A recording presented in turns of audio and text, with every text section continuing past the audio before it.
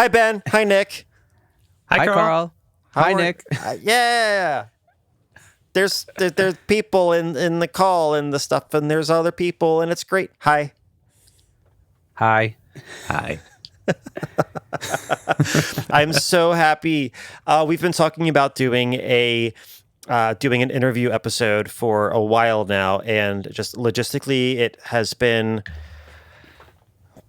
difficult just for Ben and I internally to be able to get it to work out. And thankfully, when we asked the lovely, talented, handsome beast of a musician and engineer, Nick Nagurka, to come on as our first duo guest, you were very, very kind and agreed to it. So, Nick, holy cow, thank you so much.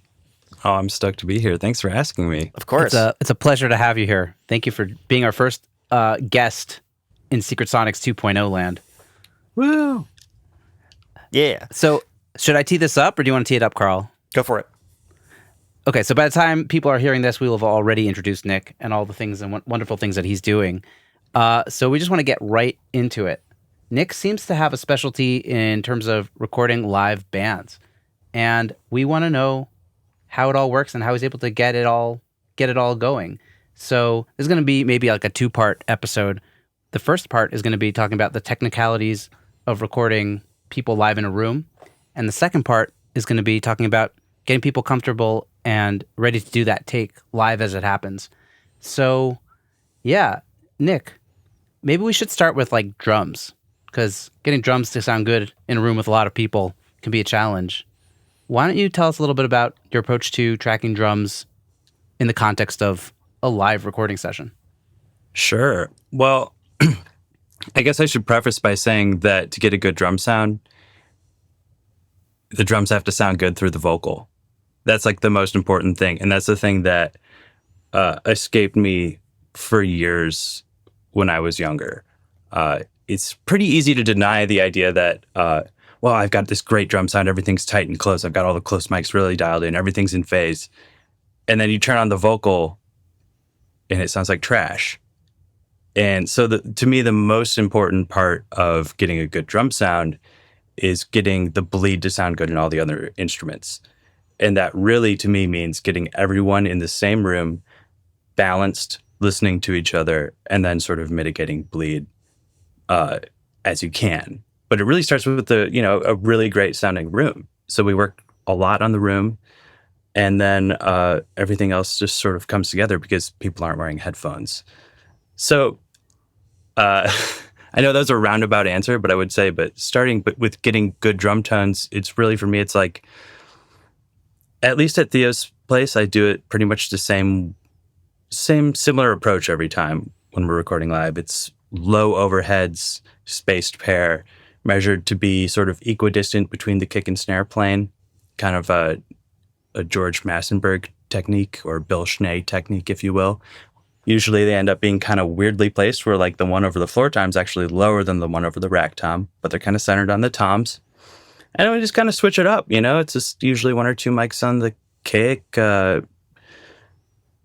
spot mics on the toms, and spot mic on the snare, maybe something below. But it never really stays the same, But I do feel like the drum sound and the overheads in particular are sort of the basis for the entire ambiance of the whole recording.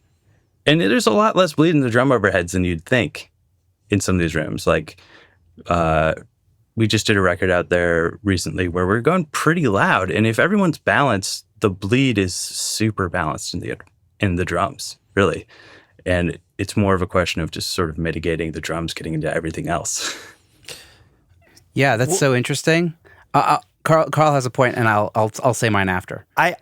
This just makes me think about how you must have a very unique relationship with bleed, where you've kind of become friends with bleed, and you have tried to, like tame, I don't know, like almost like tame the wild beast, but knowing that if you can get the bleed to sound good, then you can get the song to sound good. Whereas I think most engineers assume that bleed is always a bad thing and is always something that ruins a song. And if anything, you're using it as a way to make sure that everything feels good in the song and in the room, because if it feels good in the bleed, it's going to feel good in the mix.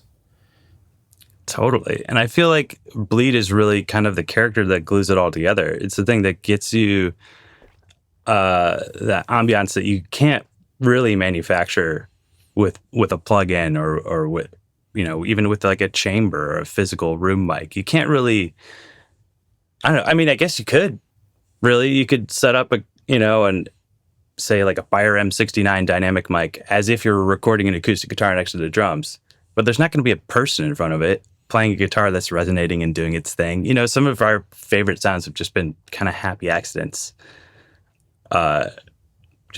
It's like, oh, we have this like Neumann head that we like to use for a lot of things now. And sometimes it'll just be parked in a corner and you're like, oh my God, that's the Neil Young guitar sound, basically. And I know that's not the secret to his guitar sound, but it's like, that's that roomy thing and it's parked right next to the drum kit and it just works. I don't know why it works. You get lucky sometimes and got to take advantage of it. Yeah, I think snare sympathetic vibrations for me are really what can make or break the vibe of a live track and whether it feels live or not. And something that I do, because I was a session drummer for a long time, but now I'm primarily mixing like pop and like electronic based music. So whenever I'm working with things that are meant to sound live, even if they were live drums that ended up through processing and the production kind of get a little bit of the life gated out of it a little bit too much. Sample replaced or sample reinforced or some combination. I've always been a fan of reamping all of the shells through reamping it through a snare drum, and not just the snare to get like the snare crack, but like reamping the kick track through a snare drum, reamping the toms through a snare drum, and just to kind of get that, because as a drummer, nothing sounds more uncomfortable than hitting a kick drum with the snares turned off, in the room. And it's just because that snare buzz is part of a kick sound. That snare buzz is part of a floor tom sound. And otherwise they just sound like multiple sized basketballs. And I imagine that when you're saying about having, the guitar player isn't there next to that mic, like you're not hearing the bass make the snares buzz, or you're not hearing the bass making the floor tom vibrate, which is making the snares buzz, when that is, so much of the vibe and what really makes older records sound the way that they do, and why newer records that try to fake that with overdubs just don't get there. Totally. It feels like it falls flat. And I feel like when you're trying to like really ape something, you're trying to like go for the sound of like an endemic sound of a genre. Yeah. I don't know. There's nothing more boring to me, to be honest. It's like you're going for Motown. Okay. Well, you're not in that house. You're not with that group. I just want to go for something that sounds timeless and good. And that happens from just kind of getting everybody in the same room, going for the best thing that the song can be. And how it turns out is how it turns out, And also like the balancing of the musicians in the room without headphones. People sort of intuitively know how to do that, because if you've ever played in a band, you know how to like turn yourself up or down and just like figure that out. And so like there's definitely something there also in terms of like getting that balance totally right amongst the musicians in the room without the headphones. It's badass. It's like almost, that's not even done anymore, but Nick is doing it. I wanted to ask you a little bit about mic choices. Phil, when I had Phil on the show, he was telling me about using omnidirectional mics in order to get a better sounding bleed. Is this something that you're also into? Is it slightly different in your case? Or do you have any particular like microphones that you like to use for vocals where you think drums sound really good and as bleed? Totally. Well, I think Phil and I have kind of different schools of thought on that a little bit, but our overhead placement choices, like it was funny when he was having me set up overheads for Theo's record. I was like, oh, this is exactly how I do it. I get it. Cool. Let's do that. But I rarely choose omnis, probably just because I'm a little bit of a scaredy cat of like having too much bleed or not being able to really walk it back. So I prefer cardioids for overheads. I like those, the Soyuz O13s. Just got a pair of bee's knees. It's like their U67 clone. And sometimes I'll open them up from cardioid to maybe wide cardioid. On a couple of tunes that were like more organic on this most recent record we did, I opened them up to Omni, and I opened up the piano mics. I put Omni capsules on the piano mics as a space pair too, and it's amazing. The cool thing about Omnis is that you just get insane low frequency response. It's not exaggerated, but it goes down through the floor, and I love that. But it's not always appropriate for the way I record drums, so I prefer a much more sort of focused thing. And after working with Theo for a few years, I've noticed that he really does. He's like, we're kind of aiming more towards like really tight drum sounds and really sort of touchable, to use his words for that. But yeah, I like the Soyuz and the bee's knees for overheads. I'm a big fan of biodynamic dynamic mics like M69 and the M88. And the M69's basically just a M88 with a lug cut filter on it, but it's awesome for snare top. We have this Telefunken AR51 tube mic that I like to put in bidirectional mode and just park it under the snare so it captures both the beater side of the kick and the bottom of the snare, and maybe hit that with an 1176 on the way in. Mostly just, some type of large diaphragm condenser that's laying around. I'll put it on kick. Like the Kel HM2D has been a pretty frequent choice.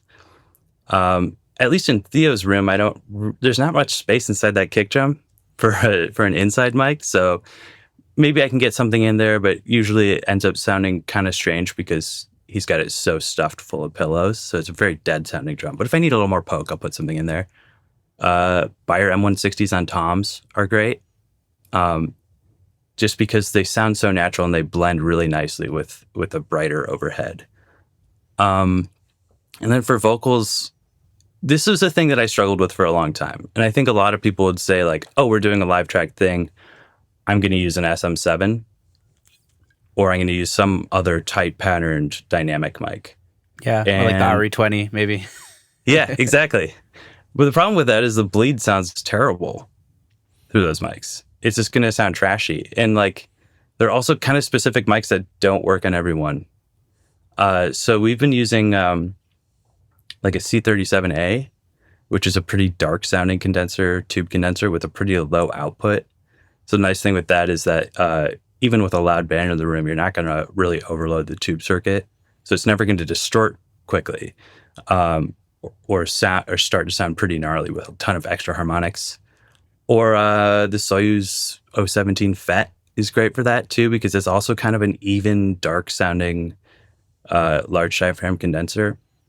It's funny because if I were at like the studio I used to work at, and we had like a bunch of U67s, M269s, U47s, M49s, all that stuff, I probably wouldn't choose those for a live vocal. I'd probably choose something that was a little bit lower output and a little bit less aggressive or shiny on top, because those mics are just like, they sound like if you parked them out as a room mic in front of a drum kit, they're going to sound aggressive, almost too aggressive to like put in front of a live band.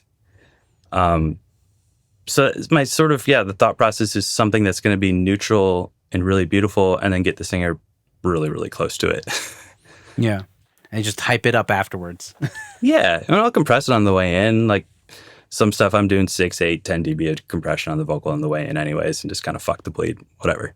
We can deal with it later. There are ways to deal with it. But yeah, I think you just kind of like, you hear everything in the same space when it's going down. So you know what you can kind of get away with. And sometimes you screw yourself over.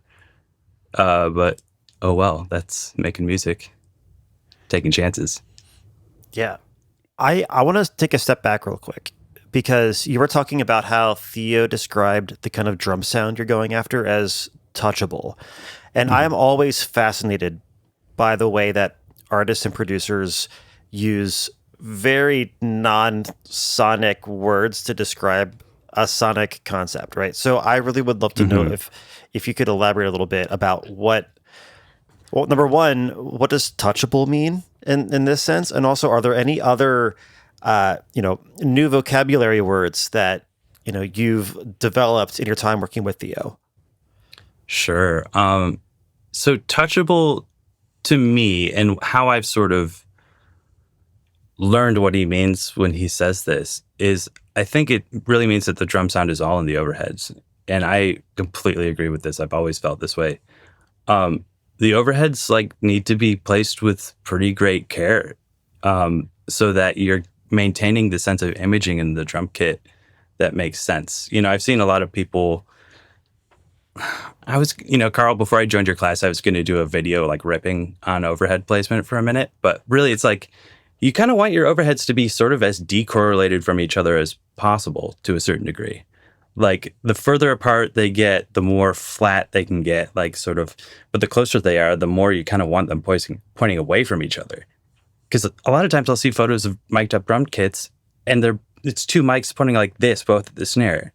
And to me, that is the exact opposite of what I ever want to see, because the mic that's supposed to be closest to the hi-hat is pointing at the floor tom and vice versa. And so you get all this phasey garbage that does not sound touchable to me, because it sounds weird and there's no real sense of imaging to me. So for us, it's very much it's measure, listen, move, scoot, repeat. And then just really listening for that thing where that floor tom feels like it's right in front of your face in a certain way. And sometimes we run into problems with that because it's too close. But so it's if you could close your eyes, you can almost feel exactly where everything is in front of you, as opposed to the kind of smeary, almost the mics are almost so wide that this sounds kind of mono, kind of right, kind of thing. Yeah. So it's the distinction of the stereo placement of all of the drums. Totally. Yeah, I think it's that. And I think it's also having kick and snare really dead center. And that's why you kind of place them on an angle there in relation to the drum kit. And it's tough to visualize without a photo of it, but it basically looks like the overheads are in the wrong place. And it's because the kick and snare are not in front of each other. They're on an angle plane. So you kind of follow that. And that's kind of naturally over the toms. So the toms end up sounding big anyways, because you don't barely need a spot mic to make them big. Yeah, I think I'm visualizing it finally. It's basically you're centering the snare and the kick, but you're doing a spaced pair and pivoting it, swiveling it. Yeah, it's almost like a 30-degree angle to the right if you were the drummer. Right. Yeah. Which actually makes sense, because instead of the overheads being in alignment with your shoulders, it's in alignment with the drums themselves. It's almost like they're in alignment over your right leg, assuming you're a right-handed drummer. Yeah. Yeah. Epic. Yeah. Oh, so okay. So are there any other audio, non-audio terms that Theo or some of your other friends use? And if so, what are they? How did you learn to figure out how to interpret that? And then what do you actually do as far as mic placement, positioning, choices? What do you do to actually achieve that? Totally. Well, I think one of them is something Theo and I used to say a lot was small room. He would just always say, I think we need some small room on that, which is not particularly non-audio, but it's sort of in his mind, that's Valhalla room. And I don't like adding extra space on things that much, unless it's as an effect. And we finally got to we met on the bridge together on that, on the most recent project we were working on, that was oh, now we can record the Neumann head along with whatever overdubs we're doing. And then you're just capturing the sound of the room. And it's the most perfect room. It just sounds like you put your head there. Wherever your head is, it sounds right and is beautiful. This is a binaural mic? Yeah, binaural head. One of the Neumann KU100 dummy head. I'm so sorry. I'm visualizing this. Don't want to interrupt you. You just cut out for a second there, Nick. So I know this is going to be good. So could you go back and just talk about you started using the binaural head And I think as you were saying that you started using that, that's when it glitched out for a second. Yeah. Sorry. So when Theo got the Neumann binaural head, which is like a dummy head with holes cut where the ears are, and it's got like actual ears, that was sort of when it clicked for us of we don't need to add like a small room reverb algorithm on everything to like make it sound like it's in the same space. It's sort of like, oh, you're just capturing the room in the most natural sounding way that our ears could hear it. And that was huge. That was definitely huge in that journey. Now, Wow. where do you place that? The dummy head? You just move your head around and put it there. Good answer. I have some wild photos. I have some absolutely wild photos of like, wait, that's how you got that? And it's like, Theo's just like, yeah. And I just walked around and it's like, I was playing my guitar and I was like, here. And it's like over his shoulder turned away, you know, with one ear pointed at the guitar. And it's just bizarre, but it just always works. Yeah, I used to do a lot of recordings in very unideal spaces, and I really feel like I learned a lot from doing that. And I would always like walk around the room and sort of like sing until like and clap until like I found spots in the rooms that just resonated really nicely, and that would kind of give me a clue of like maybe where I could put a microphone. So I totally absolutely. I vibe with that. Yeah. So when you are setting up for a session, knowing that you're going to have a live band all in the room, no headphones, like this is as snapshot of a moment in time as is possible. Does that still enable you to have any sort of, I guess, like, I don't want to say template because that's like the wrong way to think about it, but like a lot of studios, they'll have one place where the drums go. They have one place where the bass amp goes, right? And with you, with all of the things that you're balancing and also knowing that bleed is such an integral part, like an accepted part of what it is that you're capturing, does that force you to just move stuff around every single time? Like there's just a lot of experimentation based on the instrumentation, or are there some things that you've settled in on? This is going to be here because it always sounds good here. This is it's a crapshoot of where this sounds good. Sometimes it sounds amazing. Sometimes it sounds terrible. And it's just a matter of where do we place it? Like what's that like preparation, like setup process like? Well, I guess you could say we're like our hand is really forced more by ergonomics than it is anything else. Just like Theo's room is really small, versus like I've mixed a couple other records now that are just like, straight live concert captures. And those are sort of a forcing factor of like, oh, like this is just how the band is set up live and that gets tracked that way. But in a small room, it's more like, where can we fit the piano? And then we kind of deal with it later. Or like, where can everyone see each other? Like, where can everyone in the band sort of communicate in their best possible way? And from there, we just kind of move amps around and whatnot.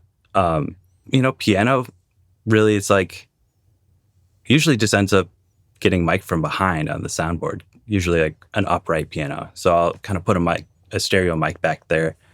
We have this Vanguard V44S that I love, and just XY, easy to move one mic and just kind of scoot around so that it's at this, the basically centered around the key of where we're playing the song.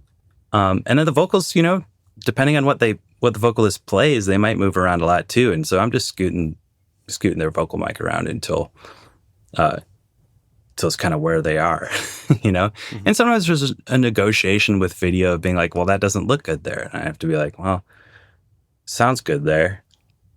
And then they'll be like, well, we might move them over here. And I'm like, okay, fine, I'll deal with it, and then we'll scoot some baffles around or whatnot, But yeah, so much of it is just like, where is everyone comfortable? And then we figure it out from there. And as they're running the tune down, I'll come and I'll move mics or whatever, or say like, hey, could we move this amp here or turn this amp down a little bit or whatever? But usually it's just like everyone's naturally balancing themselves. So the biggest problem is, can they hear each other? Which is sometimes actually hard. Like if you try to blanket off a piano and mic it from the front, then the person playing the piano is going to dig in a lot harder because they can't hear the piano, and then they can't lock in as well with the drummer, say. And so that's harder. So you kind of have to adjust your approach and just be like, okay, we're just going to mic it from behind and blanket off the back so everyone can hear each other, Yeah. the priority is really like the musician's experience in the room, and then it's sort of like, how can we get this to sound as good as possible given that context that they're now comfortable to record together, in this setup. It's sort of absolutely. like music first, sound second, but it's going to be super vibey no matter what. So, and then hooray. you also have those visual considerations, which I think is super interesting too, knowing that there's such a unnecessary visual component to what Theo's doing that to most people that would seem kind of counter to the ethos of the way that you're recording. But in a way, it's like it's such an interesting yin yang balance between very raw, very live, all performance, as minimal technology as possible, but it's got to look fucking great on YouTube. You know what I mean? Like it's such an interesting combination of things there. Yeah, it's been funny. It's also been a journey too. Like we're kind of working on elevating the video game as well. Like we shot on iPhones for a long time. Like I shot all the video for Theo's Be the Wheel album, which is funny. That's me like just kind of like, crouching on an iPhone, just like shooting 4K and just watching the phone just incinerate in my hands, during the summer. And it's just Did you make that weird little grunt sound as you slank around the room like a gargoyle? Probably, yeah. It's so funny. Yeah, but it works and it looks great. Like, and like the Vulf aesthetic is definitely a little bit lo-fi. Not that the Theo project is exactly Vulf, but like that's sort of like what people have come accustomed to with those players. Totally. And the Vulf thing is like so different too, because like the way I feel like Jack always kind of lets me do my own thing, but it's basically, I know that if I put up an overhead mic, he's not going to use it. He's going to use kick and snare closed mics and that's it. And he's going to compress them so hard that you hear the hi-hat and you hear all the ghost notes and all that stuff. But it's like SM57 and whatever. Which makes the which makes the bleed just as important with that stuff for completely different reasons than why it's important with like Theo stuff. Totally. It's very different. It's always wild to hear like what he comes up with after the fact, because it's not something that I do. It's something that's so out of my wheelhouse and I go, wow, you completely replaced that keyboard or whatever, Well, I love that people have their things, right? Like, me and Carl were just talking about this on a recent episode of like, what you do differently is what differentiates you in the marketplace of producers and engineers and mixers and recording people. And so you got to just like figure out your thing and go for it. So, I love that there's Jack Strattons in the world, but it's also great that there's Nicks in the world. You know what I mean? So it's everybody's got to find their little thing that they resonate with and just go for it, Totally. Especially when they complement each other. That's what's absolutely so beautiful. It's great. I want to get like one more technical thing before we kind of move on to the more interpersonal part of this conversation with Nick. So everybody's like live in the room and everybody's, amped up so that they can hear each other. What's your approach to tracking the bass, given the fact that there's probably an amp in there, but you could do whatever you want? Like, what do you like? So I bought this tube DI last year to take on tour from Shaw Audio in Nashville, and it's called the Shaw Audio Tube Injection DI or something like that. But they made it it's like a one-off for me, and they make everything custom order, and it's a preamp, tube preamp transformerless output. So similar to like a Red DI or a Noble, except it doesn't have a transformer in the output. So it sounds a little more open, doesn't have that transformer ring that can kind of be oppressive on some tracks. On some tracks, you're like, wow, this is so fat. And on others, you're like, that's just too much like subharmonic stuff. So I love the Shaw because it has that approach. It's also just a great preamp. It sounds like a bass amp. It's got like just basic EQs. For high and low and like a little 3-position mid switch, and you can drive it pretty hard. Sounds amazing. So I just do a DI for the bass, and then we send the bass into whatever spare guitar amp is lying around. and they play really quiet, and we turn the low end down, and then it's like you just hear the mid range from the bass, and it doesn't really bleed hardly at all, unless they're like a really loud player, and then I might have to go in and be like, hey, can you turn down a little, just a little? I'm just going to turn you down a little bit, and they're usually cool with it, you know. Yeah. But Yeah. How does that affect the groove, though? Like, I mean, I know this is also getting into like the performance side of it, and we can maybe save this answer for that section. But I'm wondering, like, as a drummer, I know like feeling the bass and hearing the bass usually happen simultaneously, not one or the other. So have you noticed that that's something that the other musicians need to get used to like, you know, for as the rhythm section, like locking into, you know, really great, you know, rhythm section that may not necessarily sound like as big and full of a rhythm section as it will actually be, you know, in you know, in the control room as you're hearing it. yeah, and it's. And Oh, I go would just for it. add to that question, like as a bass player, how loud you are affects how much you dig in, and that affects the sound dramatically, you know? Yeah. Like how, if you're like really digging in, you're going to have a much different waveform than if you're just kind of like doing that soft thing. Now, Right. I'll hand it over to Nick. Well, it's a tough thing, and I think some people, some players, deal with it a little. Like, I think it's a little easier for some players. Like, really, guys with a really light touch, like my friend Joel Gottschalk, who I love, is like a super light touch, like P bass guy, and my friend Brian Lang, also P bass guy, but like plays with a pick. So they have like this really light kind of touch to them, and so they can turn the amp up a little bit louder, and you can still hear the percussiveness of it. And it doesn't seem like it affects them that much. For someone like my friend Joe Dart, he really digs in, and so it's like it's a bit of a different thing because he's digging into an amp that doesn't get very loud, and so I think it's a different experience for either of them. In the end, it's just kind of a game of just slowly balancing over the course of the session. The nice thing is like there's enough time to get used to it because we'll track for like seven days or so. And so when you're in the room for 10 hours a day for 7 days, it's like you kind of get a feel of like, okay, this is how we balance each other. And then there might be some songs that it's a little bit more of a challenge if you're trying to rock a little harder. In that case, if the drums are hitting harder, I'll just turn the bass up because it's, you know, they're just balanced against each other to a certain degree. But it's so funny. I never hardly have trouble with bass bleeding into the drums in that room for whatever reason. Maybe it's just we just got lucky, and it's just got to make sure that, you know, the speaker's pointed at their face too, so that you can really hear it. But you're not going to feel it. That's the one thing. Awesome. I want to ask one more question that I think might hopefully transition out of the technical episode into next week's, you know, more interpersonal performance episode.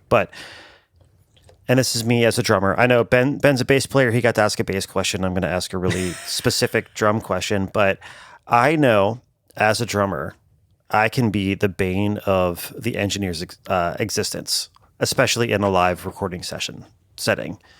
So what are some of the biggest issues that you run into as an engineer, you know, recording the band live and worrying about the drums and making sure that the drums are getting the right amount of volume, the right amount of intentional bleed, right? But what are some of the major like issues that you've come across when handling drums in this kind of a situation? And what have you done as an engineer to be able to kind of mitigate that issue and get everything to sound rad? I would say like probably the hardest thing is getting the hi-hat bleed into everything else to not sound awful.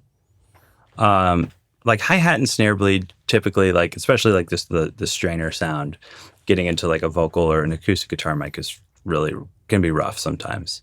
Any sort of mono source that you have bleed into it and then you want to pan it around or turn it up really loud, that's when it gets kind of gnarly.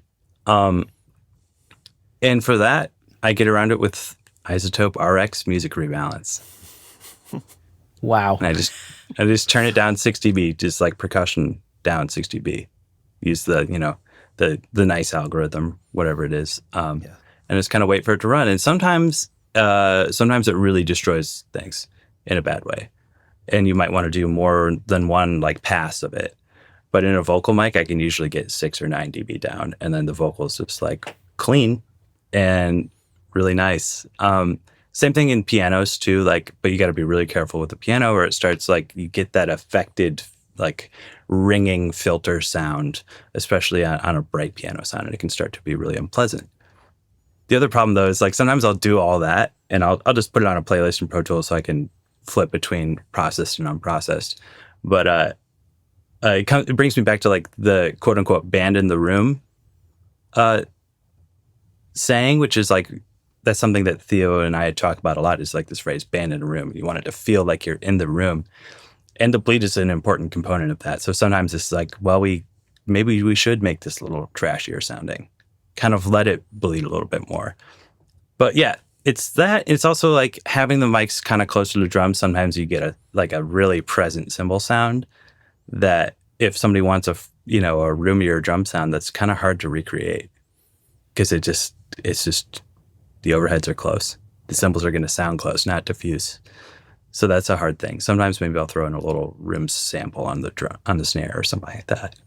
Cheat a little bit, but I like that combination of like, because you're doing this like really organic recording and like people in a room, like basically in 2024 as organic as it can be, but you're still like able to use like, machine learning denoising to enhance it, and like and you're able to sort of also do that A/B comparison of, I was able to do this and it enhanced something, but is it making the overall picture better?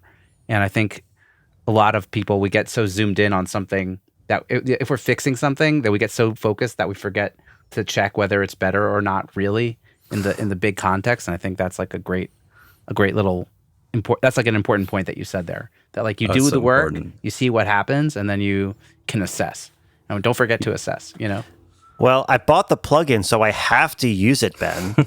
That's right. Oh my gosh. No, this was great. Do you have any more, I guess before we, sign off for this part of the episode, do you have any other little sneaky tricks that you've learned along the way that you think maybe engineers that are trying to get this kind of a sound can do to get closer to a more realistic, band in the room kind of vibe? Yeah, so I would say two things. It's like, we don't replace vocals. We don't use Melodyne. We don't really even comp that much, but we will do overdubs and that, to embellish things. But I mean, for me, it's like, it's all about committing, and you got to listen to the whole band at once. It's like when we had this like 48 channel Midas console for a little while, and I get to the end of a record and we had, 24 ins that we were running in Pro Tools, and I get to the end of the record and every EQ is turned on. Because if you want it to sound a certain way, you just do it on the way in. There's no point in like waiting, because you hear the whole band in context and you got to fit it together. So if I need a really aggressive piano sound, like there's this song called Simple Step off the latest Vulfpeck record, where it's just like, I'm kind of thinking this like Saturday in the Park thing. That's just where my brain is going for this. And so I was just like, just go for a really kind of like no bottom end, really plunky, really compressed piano sound and just run it on the way in, and also maybe EQ at some of the drum bleed or whatever. But like just committing to things. I think that's something that like not many people in like a more like, I would say in more of like a producer, like bedroom producer kind of situation would go for it, because they just have plugins on. But if I have a small amount of hardware, I'm not going to be monitoring with plugins unless it's something that is like something that I don't have. And so like, I think just like really committing to mic placement and just the fundamentals of like, okay, does this sound good? Should I move it? And do I want this to sound a certain way? Well, why would I put it off? Just run the EQ, smash it, do whatever. Because like you want it to sound like a record by the time the band comes in. And so when they come in for playback, there might be a distressor on the drum group and a mix bus compressor, and that's it. It's the only plugin. That's all I want. Yeah. So it feels a lot better to me that way. I think it's my favorite thing about the way that you approach music, Nick. It's how you are very much trying to keep the focus on a great performance, a great song, a great moment in time, but you're not anti-plugins or anti-digital stuff out of spite. You know what I mean? I feel like I feel like most people that appreciate the things that you appreciate are also like adamantly against using things like the music rebalance tool, and I love the fact that you want to do whatever you can to get it to sound as great as it can. But like you said before, the band comes in to even like listen to the take, but you know how to get that great sound, you know how to get a great performance out of them, but also when things could be helped and when you can help to just like get rid of the parts of the sound that are making just like getting in the way of that performance being as great as it was in the room. And I don't know. I love that best of both worlds. Like, I don't know. I love your vibe. You can have your cake and eat it too, Yeah. Yeah, exactly. Yeah. Well, it's like one of those things like, I don't want to ramble too much, but it's like, people talk a lot about recording to tape, which I enjoy doing. But like, people are like, oh, tape sounds so much better than Pro Tools. I don't know. It's like sometimes, yeah, until the tape machine's broken or you're doing a really quiet song and it's really noisy. It's just another tool. It's another way of recording music. And its beauty of tape is you're not looking at a computer screen and you have to commit to performances. And if you're really good, you can do punches and splice things together. But most people have kind of lost that art. So it's like, they're all just tools. So might as well just use them, and committing to things like feels really good to me. Yeah. Maybe that's the North Star of this whole thing is the commitment, and not overthinking it. I feel like that's living, Yeah. It is. Committing to the vision, but always trying to have a couple tools in your backpack in case you need to, wiggle your way out of a sticky situation that you've accidentally caused. Which is very important to have. No, that's great. Epic. I think we should wrap this stage of the conversation, and we will be continuing this with Nick very shortly. And for the listeners, just a week away. Stay tuned. How do I do this? I don't know. I guess that's Is that all right? Yeah, why not? All right. Figure it out. Nick, thank you. Yeah, we'll figure it out. Nick, thank you so much for joining us. This was a blast, and I learned so much. Oh, it's been my pleasure. Thank you so much for having me. Yay, thanks, guys. It's our pleasure.